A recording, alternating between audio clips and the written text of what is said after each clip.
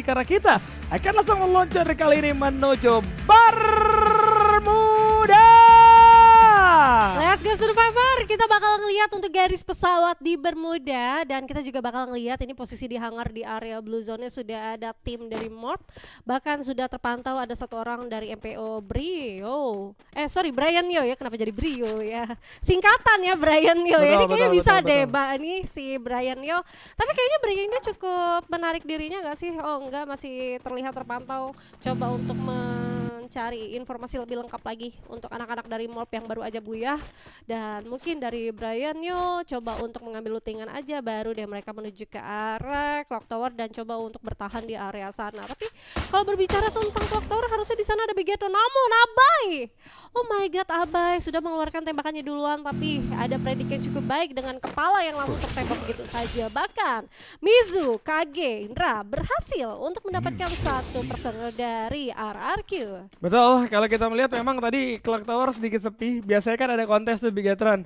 Kemudian datang juga tim-tim lainnya karena jadi checkpoint untuk selanjutnya gitu kan. Dan justru malah sekarang sepi. Bigetron gua rasa ingin mengubah apa yang memang mereka harus ubah sih. Di hari pertama, hari kedua kita melihat bagaimana Bigetron terlalu memaksakan untuk turun di area Clock Tower. Tapi Hilarion dari serang Gardu ternyata berhasil menumbangkan satu player, yaitu Bion yang harus menghilang.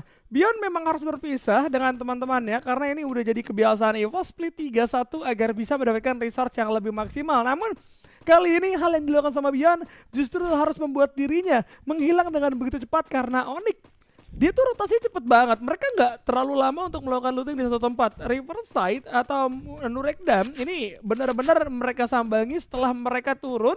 Terus 1-2 menit mereka juga melakukan looting, abis itu langsung gerak. Artinya dengan ada permainan cepat yang dilakukan sama Onyx, ini mereka bisa mendapatkan lootingan dari 3 tempat sekaligus yang berbeda. Kenapa gue sebut 3 tempat? Yang terakhir satu orangnya itu dikirim di build yang mana kosong banget, gak ada siapapun, itu bakal full senyum seharusnya. Ya, dan gue ngeliat sebenarnya tadi Onyx benar-benar berpencar ya posisinya, hanya saja tadi lebih diunggulkan dengan skill Orion yang sudah langsung diaktifkan dengan cepat. Dan gue ngeliat Bion tadi tuh masih sempat untuk delay dengan dia lompat gitu. Jadi gue ngeliat juga Bion sudah cukup sekarat. Oh my god, Kaze nih kayak Kaze sudah langsung terculik oleh Abai. Abai, welcome Bay, udah kembali lagi sepertinya untuk Bermuda. Dan sekarang Legalot berhasil untuk memecahkan satu vehicle dari Suci. Suci kali ini udah langsung berdiam diri aja di bawah sambil mencoba untuk menggulung medkitnya karena udah kelihatan banget untuk XP-nya udah mulai tercicil dan sekarang udah dicicil kembali, bahkan harus terkena knockdown di tangan Dudes dengan satu snipernya. Ini dia Dudes, new kill leader pun berhasil untuk mendapatkan RRQ Kazu 2 poin eliminasi yang sudah didapatkan. Dan gue mau ngebahas sedikit tentang tadi EVOS dan juga Onyx ya, Onyx Gardu yang tadi berhasil mendapatkan Bion. Gue gak tahu kenapa gue ngelihat dengan 3 round yang sudah dimainkan kali ini, gue ngelihat Bion itu masih kurang performanya, entah ada something tapi mungkin juga posisinya masih kalah dengan resource-nya untuk di awal. Kalau misalkan tadi kita melihat oleh Gardu ya, Gardu sendiri masih mempunyai posisi senjata yang sangat memungkinkan untuk di jarak dekat ya, sedangkan Bion, gue masih nggak tahu Bion tadi menggunakan Fast atau tidak. Dan dengan ada skill Orion yang aktif itu udah pasti berhasil untuk menghisap XP dari Bion yang udah tersisa. Dan gue ngelihat juga tadi anak-anak EVOS berpincarnya tuh bukan 3-1 ya, tapi 2-1-1 gitu, yang dimana satu orangnya tuh dikirimnya di area Graveyard yang harusnya tuh sekitaran sama observatory juga, sedangkan duanya tuh di area Shipyard, satunya tuh di area Riverside dan harus bertemu dengan Gardu. Dan satu orang dari WJJ yang gue anggap itu Wijaya Garena yang udah direkrut sama Tabul ya, itu menuju ke arah tengah-tengah dari area Mil. Jadi posisinya benar-benar dimatengin sama kedua kubu kali ini, Bayu. Betul, itu dia ya yang akhirnya sulit banget untuk diambil sama sekali. Tapi kita melihat terlebih dahulu juga posisi dari Bigetron yang ternyata memutuskan untuk terjun ke area Sentosa. Ini membuat dirinya cukup aman dan juga nyaman, tidak perlu berhadapan dengan tim lainnya juga. Mereka juga akan masuk tanpa adanya gangguan. Kota tua juga di menit-menit awal kayak begini udah pasti kosong, apalagi bukan menjadi tujuan utama dari beberapa tim, yang mana ini akan membuat dari Bigetron seharusnya cukup nyaman. Tapi oke, dengan adanya Bigetron yang cukup nyaman, seharusnya pertempuran justru terjadi di sisi lain. Bagaimana kita melihat tadi Kagenra sempat pick up satu orang, kemudian Kagenra juga akan melakukan reviving kembali. Kak Gendra yang coba untuk bermain dengan konsisten, mereka harus menelan kekalahan pada saat pertempuran tadi di game yang kedua. Gue rasa untuk game yang ketiga atau map yang ketiga mereka nggak mau melakukan kesalahan yang sama. Jangan terlalu lama di satu tempat yang sama karena ini akan jadi beresiko untuk mereka. Mudah sekali untuk di take down. Namun pemilihan untuk masuk ke dalam zona berikutnya juga akan menjadi penting karena dua kali gue melihat Kak Gendra masuk ke dalam zona tapi selalu bentrok dengan tim lain dan ini yang ngebuat mereka tuh susah banget untuk bertahan di late game. Ada aja bentrokannya. Udah gitu kompon yang dipegangnya nggak bagus. Jadi susah banget. Dan Kak Gendra harus sadar akan hal tersebut.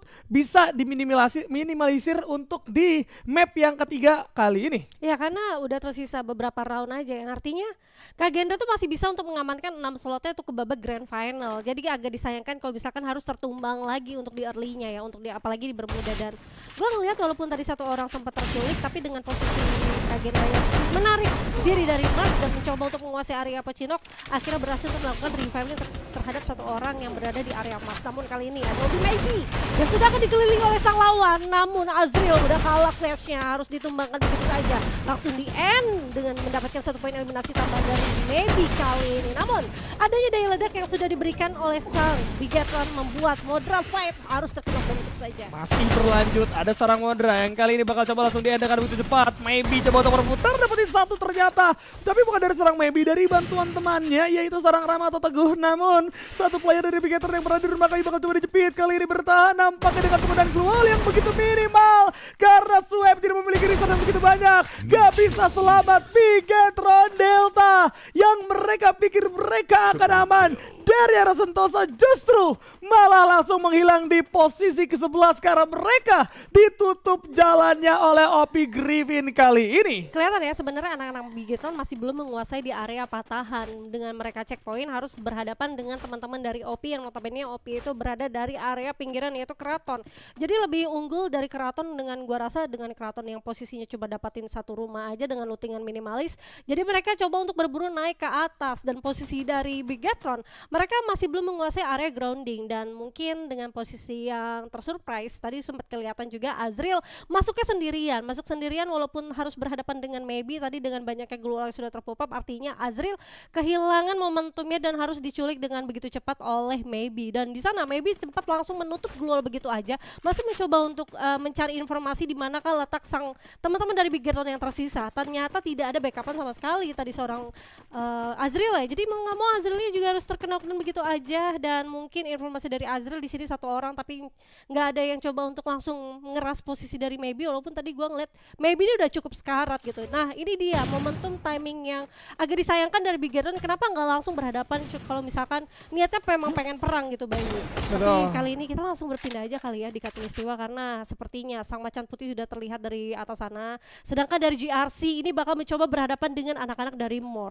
Ya, kalau kita melihat seharusnya Katulistiwa bakal berdarah kali ini di mana satu lemparan granat sudah membuahkan hasil damage ke arah seorang Koja yang harus turun terlebih dahulu. Namun pembagian dari Morph kalian bisa lihat setupnya bagus banget. Ada Ambot dan juga Piu yang akan menjadi pengalih perhatian. Ambotnya dapat satu Faiz. Sekarang JRC kali ini justru tertinggal satu anggotanya. Mau tidak mau harus coba untuk ngebangkitin tapi Faiz tidak akan bisa tertahankan. Bahkan satu orang Etindir juga harus tertangkap karena udah melakukan inisiasi rush menuju rumah L. Belum selesai bertempur udah ada Evos yang datang menjadi orang ketiga. Capra dapetin satu karena serang Koja kali ini 3 player yang bermain di area bawah juga akan dimakan oleh satu orang mahal. Tapi kalian bisa melihat ada Bion yang mendapatkan free hit, dapetin 2 orang bahkan 3 player kali ini.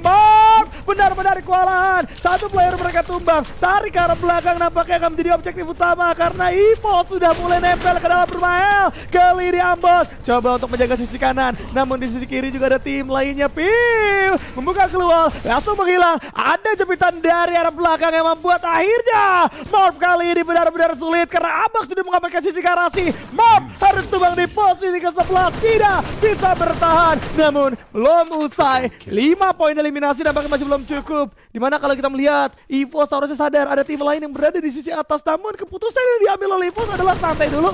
tahan dulu, jangan kita yang mengejar, biar dia aja yang terjatuh karena ada seorang Suci yang langsung di end sama seorang Abaxe kali ini. Kagendra, padahal posisi mereka nggak aman-aman banget, posisi mereka di high ground yang mana memang itu terlalu open field untuk mereka membuka pertempuran, tapi berani-beraninya untuk nembak ke bawah yang mana ada EVOS yang sedang bertempur. Resikonya adalah dengan membuka tembakan dari seorang Suci, RRQ yang tidak berada jauh itu bisa langsung melihat juga ke posisi dari Kagendra, dan mau tidak mau Kagendra dipilih mau turun kemana, Khatulistiwa atau menghadapi RRQ di area open field. Kagendra memilih ke Khatulistiwa agar bisa memaksimalkan kompon yang ada. Kalian bisa lihat dengan adanya kompon yang bisa dimaksimalkan oleh Kagendra, at least mereka bisa menjaga posisi dari perang langsung, yang mana gue yakin Kagendra agak sedikit sulit untuk menghadapi pertempuran langsung di area patahan seperti itu. Satu rumah akan dikuasai oleh Kagendra. EVOS mulai melakukan setup kali ini. Ya kelihatan ya di sini EVOS benar-benar bagus banget gameplaynya waktu ada pertempuran antara JRC dan juga tadi sama anak-anak Morph. Dengan satunya ledakan yang sudah diberikan granat oleh Sambion itu membuka jalan dari EVOS coba untuk natakin satu tim yaitu Morph, dan itu adalah opportunity untuk JRC yang harusnya tadi tersisa satu orang, seorang Lim mau nggak mau kesempatannya dipakai buat coba untuk cabut dari area Khatulistiwa menuju ke area belakang, dan harusnya tidak ketemu sama anak-anak Kagendra. Dia regrounding udah denger dari Sneak Moment peperangan antara EVOS dan juga tadi Morph, dan mereka sempat coba untuk menembaki tembakan, tapi ternyata EVOS lebih paham, lebih ngelihat karena di sana Abax dengan senjata Groza X-nya coba untuk menataki anak-anak dari Kagendra. Dan sekarang nggak hanya Kagendra, nggak hanya RRQ yang harus berhadapan dengan EVOS, ada MPO dan juga Dewa United yang langsung join to fight ke area Khatulistiwa. Chaos banget, dan sekarang Kagendra ada satu orang yang baru saja dilakukan reviving dari Kaze, mau nggak mau harus tersisa sendirian saja menahan dirinya di balik wall sana karena dengernya banyak banget tim-tim yang langsung menuju ke arah mereka. Apalagi di sini ada Onyx dengan satu vehicle yang mencoba untuk merecoki tim-tim yang ada di Khatulistiwa. Tembakan pun akan segera dibuka begitu saja, namun MPO bakal mencoba untuk regroup begitu aja dengan satu compound, dan anak-anak dari EVOS coba untuk commit di area rumah L. Sedangkan ini Onyx yang baru aja datang dengan satu vehicle-nya, mereka langsung setup dengan dua compound sekaligus. Oke, kali ini Dewa yang tadinya mau menjadi orang ketiga, dia nggak paham bahwa di sana udah lumayan rame, dan Lim ternyata tidak kemana-mana, masih di area Khatulistiwa walaupun di sini dia ngambil di belakang garasi. Dan sekarang Kagendra yang tersatu orang mau menjadi orang ketiga, mau mencari poin eliminasi, mau nggak mau harus puas di posisi ke-9, Bayu. Iya, itu bukan jadi orang ketiga sih, lebih tepatnya emang udah kejepit juga. Sisa satu orang nggak bakal bisa ngapa-ngapain dan harus tumbang juga karena bermain di Khatulistiwa. Coba bertahan di satu rumah yang memang tidak bisa mereka tahan. Satu player dari seorang Lim langsung coba di take down. JRC Aporari juga harus menghilang di posisi ke-8. Kali ini masih ada 7 tim, 24 orang, dan para survivor boleh tombol like-nya dinaikkan kembali. 3.000 like, kita akan melakukan challenge seperti hari-hari sebelumnya, jadi jangan kasih kendor. Kita akan melihat terlebih dahulu ada Heyu yang mendapatkan 2 orang sekaligus dengan penggunaan granat di sana, tapi masih belum usai. Dewa kali ini akan melakukan rush di mana masuk dia ke dalam satu rumah sabun yang coba dikuasai oleh MPO. Langsung coba ditabrak dengan begitu cepat. Gloom Elter udah mulai dibuka. Abu harus terjatuh. Ternyata ada Mangkui yang ikut campur terhadap pertempuran mereka. Dewa udah gak enak, udah mau narik ke belakang juga gak bakal bisa. Mau tidak mau mereka harus all in. Ya udah masuk, biarlah masuk. Tapi ada WJJ yang justru mendapatkan seorang virus kali ini di dalam satu celah yang sempit. Rage yang sudah terlanjur maju tidak bisa mundur lagi dan harus tumbang, menyisakan 2 anggota dari Dewa yang harus berlari ke belakang zona. Namun Rehan akan menahan di sana demi mendapatkan poin eliminasi. Tapi menurut gua gak terlalu worth it, lebih baik narik aja karena zona akan menjadi lebih mahal dibandingkan satu eliminasi dari Dewa yang mungkin gak bisa mereka confirm. Gak masalah, tapi MPO yang justru malah membuat mereka dalam masalah sendiri. Karena tadi sebenarnya mereka bisa keluar dengan cukup mudah, tapi mereka terlalu lama untuk berduel sehingga harus tumbang satu persatu. Zero juga harus menghilang, menyisakan satu anggota Rehan saja kali ini yang coba bersembunyi di balik keluar. Namun ada yang ikut campur dari atas, dihujani peluru. MBR dapetin free hit, kali ini bakal coba untuk ditembakin terus menerus, tapi mendapatkan posisi yang benar-benar enak. Bahkan Rehan kali ini tidak bisa bertahan bertahan dan harus puas di posisi yang ke-7 bersama dengan Dewa United yang harus menghilang di posisi yang ke-6 dan Odigo Olympus juga harus kandas di posisi ke-5. Oh my god, sayang banget, namun kali ini EVOS masih masuk 4 besar dan kali ini masih ada Bakse mencoba untuk spray down ke arah RRQ. Di sana juga masih ada teman-teman dari MBR dan posisinya kali ini RRQ benar-benar akan coba untuk backstep. EVOS Beyond pun berhasil untuk knockdown dengan satu senjata woodpecker yang akan di-tapping oleh Hotami ID. Namun Beyond berhasil untuk melakukan reviving dengan adanya Gluol yang cukup kuat. Ini woodpecker nembakin Gluol itu nggak akan cepet banget musnahnya. Dan sekarang anak-anak dari EVOS bakal coba untuk regroup kembali dan mencoba untuk mengambil satu komponen yang lebih matang lagi di area Katulistiwa atas. Namun EVOS nggak cukup baik karena posisinya udah akan terjepit. Obi Griffin pun mau nggak mau harus tereliminasi dengan sakitnya zona. Kelihatan banget EVOS nggak akan memberikan jalan mereka, langsung ditutup dengan Gluol begitu saja. Jadi orang yang tersisa satu orang dari OP mau nggak mau harus tereliminasi dengan sakitnya zona. Namun Heyo udah langsung diledakkan begitu aja. Untungnya masih ada Gluol, namun untuk ini granat untuk ketiga bahkan udah berhasil untuk ditumbangkan. Seorang Heyo yang menggunakan senjata pelontar ini agak disayangkan, tapi emang agak sulit. Posisi dari Ember cukup terlalu open field, namun kali ini Hotami ID bakal mencoba untuk memperluas lagi visionnya. Akan berhadapan dengan Abax. Hati-hati, Abax tuh menggunakan Groza X yang harusnya sakit banget. Namun Hotami harus kejepit dengan di sisi yang kali ini ada RRQ mencoba untuk membokongi mereka. Dan sekarang Hotami bakal mencoba keluar dari zona, tapi udah langsung terculik begitu aja. Ember Epsilon pun harus dipulangkan di posisi ketiga. Aduh, ini dia RRQ versus EVOS akan segera terjadi 3 lawan 4. RRQ masih utuh, 4 anggota masuk dari seorang Vano. Jafra harus menghilang, seorang sniper langsung coba dihajar habis-habisan. Beyond dan juga Bakse bakal coba berduel melawan 4 anggota kali ini dengan labirin keluar yang ada. Bakal coba dipukul sama seorang Dudes, tapi Bakse masih belum kena. Bakal coba di positioning, Beyond terjatuh, Dudes berhasil beri takedown. Legalot bertahan, Abax slow banget dan harus tumbang. Kali ini RRQ tidak perlu kehilangan siapapun dan bakal diberikan emot-emot terlebih dahulu. Abax belum menyerah, masih ada self revive, bangun lagi dia. Ya Coba ampun. diemotin tapi bakal dikejar. Apakah akan bisa? Tentu tidak akan bisa karena pada akhirnya RRQ yang berhasil